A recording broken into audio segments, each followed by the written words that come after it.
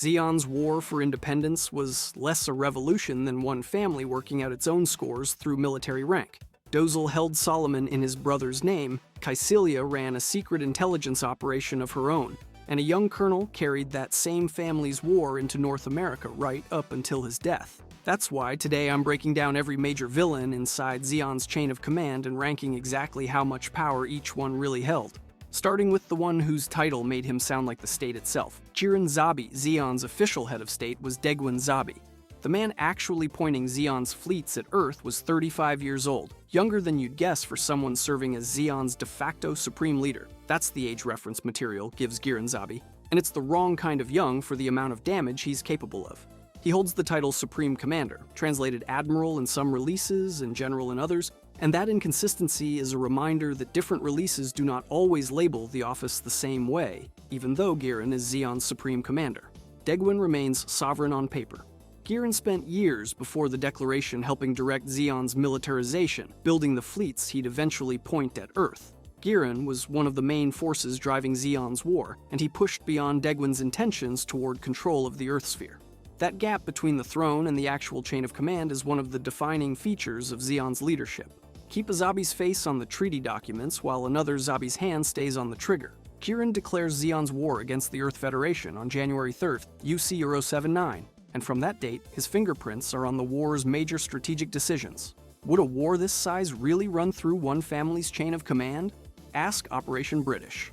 Operation British takes an entire space colony, redirects its fall, and drops it into Earth's atmosphere over Sydney, killing millions of civilians in a single afternoon and doing it as part of a strategy Jiren adopted while knowing it would cause enormous damage. Millions of people. One afternoon. One declaration away from the same man who calls himself 35 and Supreme Commander in the same breath. Somewhere inside that same machine is a young colonel sent to lead the invasion of North America, carrying his father's war on his back and trusting an ally who won't return the favor, and paying for that trust with his life, leaving someone back home to grieve a man Jiren's chain of command decided was expendable. Jiren's strategy accepted enormous damage as a cost of pursuing Zeon's objectives, long before its most famous battle even starts. Abawa Q is where Jiren's real priorities finally surface, in front of everyone. Zeon has the Solar Ray, a beam weapon whose full purpose is more complicated than a single slogan about total victory. Federation General Reveal is standing in that line of fire. So is Daegwon Zabi, Jiren's own father, who by that point is reportedly working toward a peace agreement, one that would end the war before Jiren gets the outright win he wants. That peace effort was something the man holding the trigger was willing to stop, even at the cost of his father's life. Jiren gives the order anyway. Reveal dies. Daegwon dies. Two men who represented two different ways the war could have ended, gone in the same instant. Jiren keeps commanding after the firing, treating the deaths as the price of keeping his war on course. That's a son choosing to keep the war going even when the choice costs him his father's life.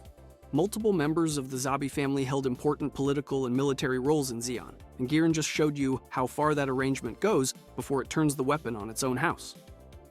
Caecilia Zabi finds out. On December 31st, UC 079, less than a year after her brother's declaration of war, she puts a bullet in him once she confirms exactly what he did to their father. The Zabi family held central political and military power in Zeon's war. Two of its members are dead by the third's hand before the year even ends. What does that tell you about the structure everyone else in Zeon is ordered to serve? Stack up what actually happened at Abawa Q. The Solar Ray becomes part of the final confrontation at Abawa Q, killing General Revel and Daegwon Zabi in the same operation. Jiren gives the order already knowing exactly where his father is standing, which turns a military calculation into raw ideology. In that decision, keeping the war going outranks protecting his father. That's the version of Jiren this decision makes impossible to miss.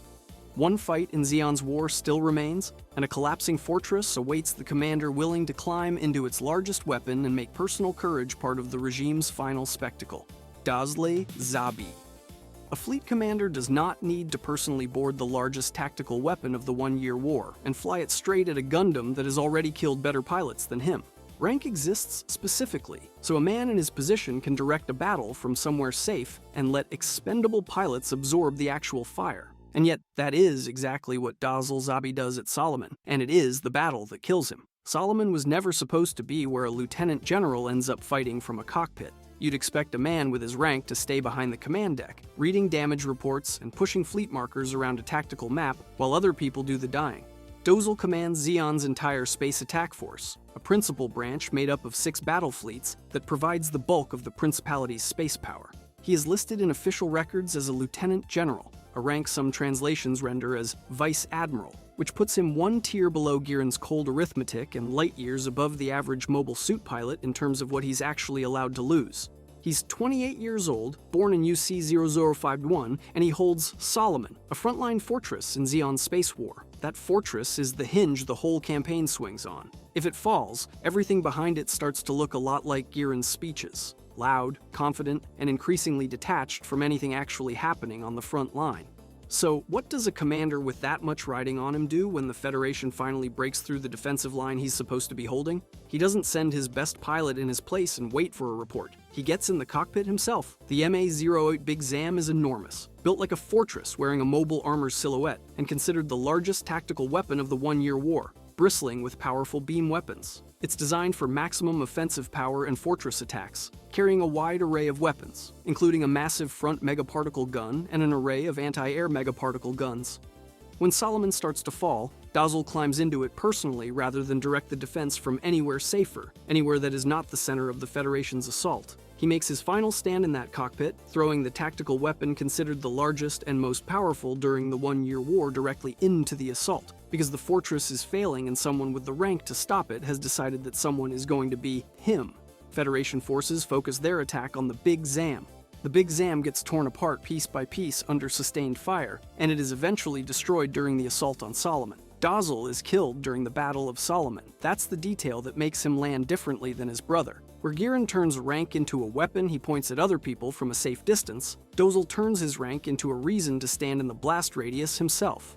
He's close to Garma, and he takes an active role in his younger brother's military career, even sending him to request Matsunaga's service. After Garma's death, Dozle sends Rambaral's forces to avenge him. Some fans walk away from him liking him more than the other Zabis, and that reaction makes sense. It just stops short of the full picture. Being the most likable Zabi is a low bar, and even he doesn't quite clear it once you look at what his loyalty actually costs the people underneath him. He still commands the machine that irradiates colonies. He still holds the rank that makes Solomon possible in the first place, and the personal courage that puts him into that cockpit doesn't erase the chain of command he sits at the top of. Dozle making that stand with his hands on the controls makes for a better story than Giran dying nowhere near a battlefield, tucked safely behind layers of staff and protocol.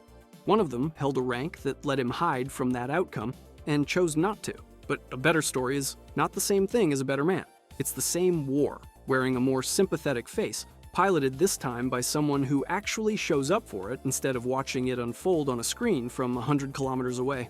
That's what makes Solomon hit harder than it should for a battle in which the Big Zam was destroyed while acting as a decoy for escaping soldiers. A fortress can fall with the man who commanded it still fighting for it, and the war doesn't pause to grieve him. It just needs someone else to inherit what he was holding, and this section doesn't tell you who that's going to be. Kaisilia Zabi.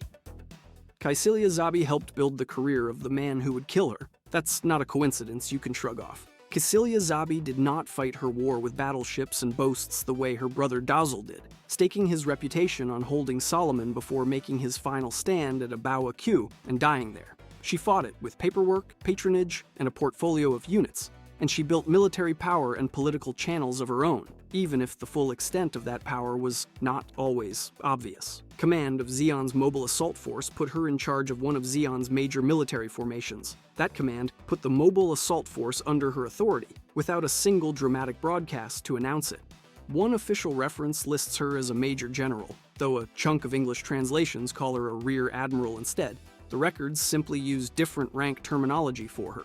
That's either a genuine quirk of Japanese military terminology or somebody's unfinished homework, and honestly, either one tracks for this family. She was 24 years old. What does 24 look like when you're already building independent military power and political channels within Zeon? She personally sponsored Char Aznabal's 300th Independent Corps, founded the Chimera Corps, and established the Covert Ops Midnight Fenrir team, and she also focused her sphere of influence on Zeon's new type research. Running 3 overlapping outfits like that out of one office is the wartime version of a mid-level manager quietly owning her rivals' companies, filing every bit of the paperwork under her own name. Nothing in the record spells out exactly how far her control over that research reached. But follow the pattern for a second. A woman who quietly owns the elite pilots, the Black Ops unit, and the Covert Ops team is building something that looks like a second command staff, even if nothing on record proves it answered only to her. Dazzle wanted the whole fleet watching him win. Kycilia wanted nobody watching at all. Ask yourself what kind of commander builds specialized units and independent channels instead of relying on one conventional army. The kind who's building a network that could let her compete with her own family, not just win a war for it. Her family's power struggles gave her plenty of reasons to plan ahead. Her father, Degwin Zabi, sits at the head of Zeon's ruling family, and when Kycilia confronts Giran over the fate of their father, she doesn't waste time on grief. Giran barely gets a sentence out, something about the necessity of the war. Before she's already raised the weapon, she doesn't stick around for the rest of the speech. She walks onto the bridge, shoots him herself, and steps into control of what's left of Zeon's forces in the same breath it takes him to fall. You want to talk about a family paying for its own ambition? Degwin spent years building an empire on the idea that his children would carry it forward together, side by side, splitting the work of running a war between them. Instead, one of them turns that inheritance into an execution, live, on the bridge of the flagship, in front of the crew. Do you see how fast a war sold as a family project turns into whoever's left, standing after the shooting stops? Guns still warm, crew still watching. So Kycilia is suddenly trying to take control of what's left of Zeon's war, hers, for maybe an hour. Abao Aq is one of Zeon's crucial defensive fortresses, and she orders the fleet to retreat, orders the survivors to surrender, and tries to salvage something out of a battle that's already lost. But none of it matters, because the ace pilot she took under her command in the latter half of the war fires a rocket launcher through the bridge window of her own flagship. The ship is called Chimera, the same name as the Black Ops Corps she built to protect Zeon's secrets, and the man holding the launcher is Char Aznable, the pilot whose unit she personally sponsored, funded, and vouched for. She built the machine that made him dangerous. She just never planned on being the target standing in front of it. Every rank in this war converts into something else once you look at who's actually pulling the trigger, and Kycilia's rank converts into an execution order aimed at her own bloodline before it ever converts into a real victory. She climbs to the top of Zeon through the exact fracture that was supposed to secure it for her family, using the same cold efficiency she used to build her networks to end her brother's life without a second's hesitation. What started as a political project, a war Zeon sold as independence for the colonies, ends up being run for 1 hour by a woman settling a family execution on her own bridge. Command of an army was supposed to be armor, the kind of power that protects the person holding it. Why didn't it protect her from the fracture that put her there in the first place? The family war reaches its most intimate target when a young commander carries the Zabi name into a city where love and politics share the same battlefield. Garma Zabi. Garma Zabi, a young colonel in Zeon's military, dies at the hands of a friend, and that friendship kills him faster than any weapon on the battlefield ever could. He is the Zabi family's 4th son, and his high rank carries a perception of nepotism that he is determined to overcome. While his older siblings occupy Zeon's senior leadership, Garma gets an actual front, an actual command, and an actual chance to matter outside the family portrait.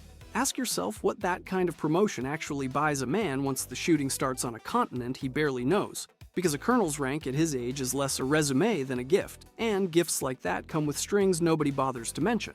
At 20, the promotion comes with scrutiny over nepotism. Nobody explains what happens when the gift comes due. By the time the war reaches North America, Garma commands the Earth Expeditionary Force's operations there with the colonel's bars pinned on at just 20 years old. He's dating Iselina Eschenbach, the daughter of New York's former mayor, which is either a genuine romance or the tidiest political arrangement Zeon could have engineered, and probably both at once.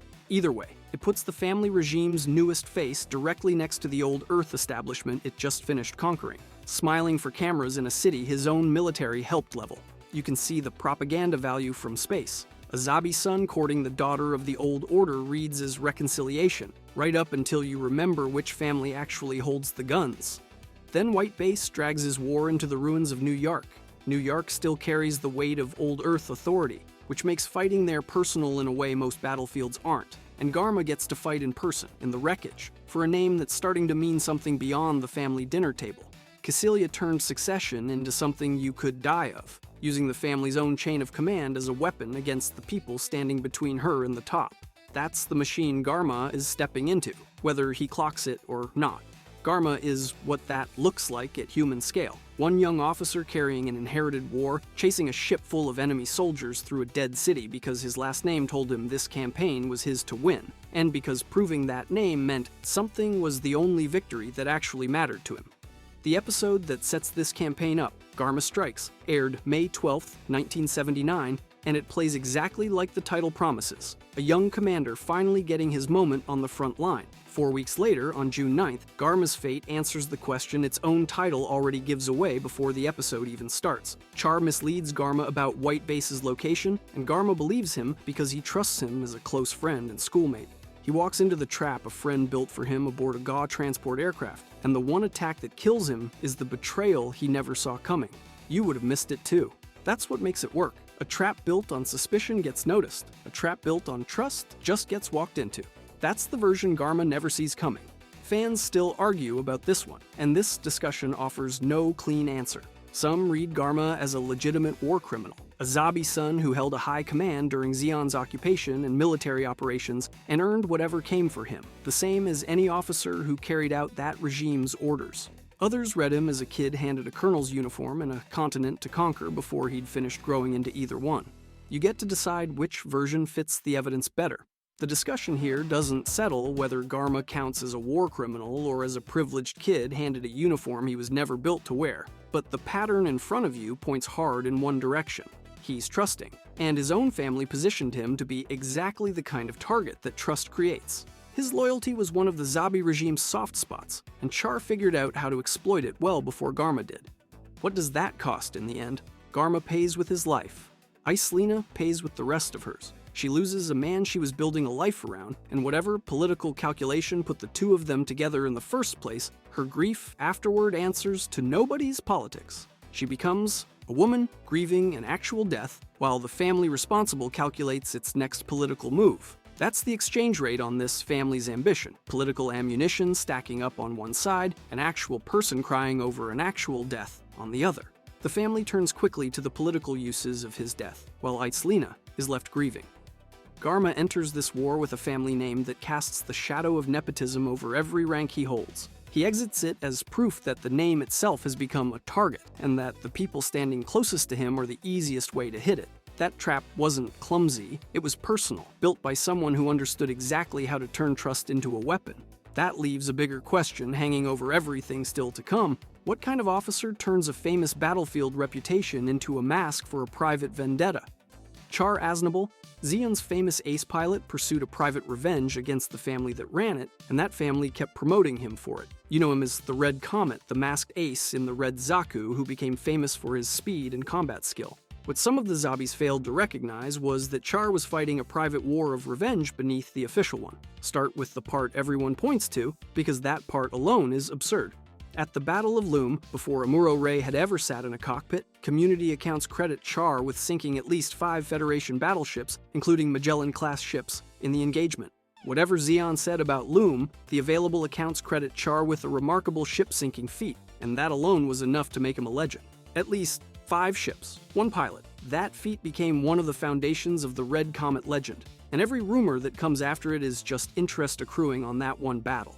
The official character material says Char received a 2-rank special promotion to Lieutenant Commander, but the promotion chronology is not firmly established here. That gap between feat and record tells you the myth was moving faster than the paperwork could keep up with. Nothing in the record pins an exact multiplier on the famous claim that his Zaku moved 3 times faster than a standard unit. Watch what that number is actually standing in for, though, because it matters more than the math. It's soldiers trying to describe how one pilot was credited with sinking at least 5 Federation battleships at Loom, and 3 times faster was the only phrase big enough to hold it. You don't get a nickname like the Red Comet from paperwork alone. The available accounts repeat a much narrower story. Char was credited with sinking 5 Federation battleships at Loom, an account that shows up across the fan and reference material, where it has become part of the Red Comet legend. He wears a mask through nearly the entire original series, and it's easy to read that as theatrics, one more ace pilot cultivating an image. That reading works right up until you ask why a decorated officer needs his face hidden from his own side, and once you ask it, the theatrics stop looking like theatrics. His mobile suit rivalry with Amuro Ray becomes the spine of the whole series. Two pilots circling each other across a dozen engagements, and it plays like the personal grudge of a soldier who's simply very good at his job. That's the version Zeon lets everyone believe, and Zeon believes it too. The real story is sitting underneath the reputation.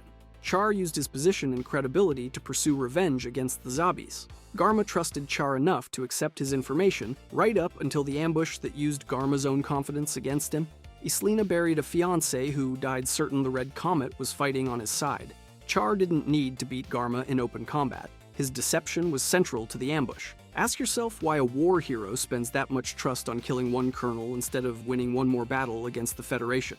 The answer is that Char Aznable is a mask sitting on top of a name the Zabis worked to erase. Casval Rem Dakin, son of Zeonzum Dakin, the man the entire principality is named after and the man the Zabis pushed out of power to build it. Every rank Char earns, every kill he stacks up, every ounce of trust he banks with Garma and with the rest of the family is currency spent on getting close enough to finish a fight that started before the war ever did. Over a founder's death, the official history was never built to explain. Zeon sells this war to its own people as a fight for colonial independence. You're supposed to hear Principality of Zeon and think ideology. Casval hears it and calculates distance to the throne room instead. He's fighting an inheritance dispute, and he opened with a handful of dead battleships. Later stories recast him under a different name entirely, chasing something that looks like atonement. And whether that's genuine change or just Casval finding a new disguise for the same grievance is a question the franchise leaves open. In the original series, though, the mask has exactly one job: get inside the family that stole his father's movement and take it apart one loyal officer at a time, promotion by promotion, battle by battle. That's the answer sitting underneath every rank, every colony, every uniform you've watched march through this entire war. Zeon built a government out of Dakin's ideas, then buried Dakin's son so deep inside a Federation academy that nobody thought to check the name on the file.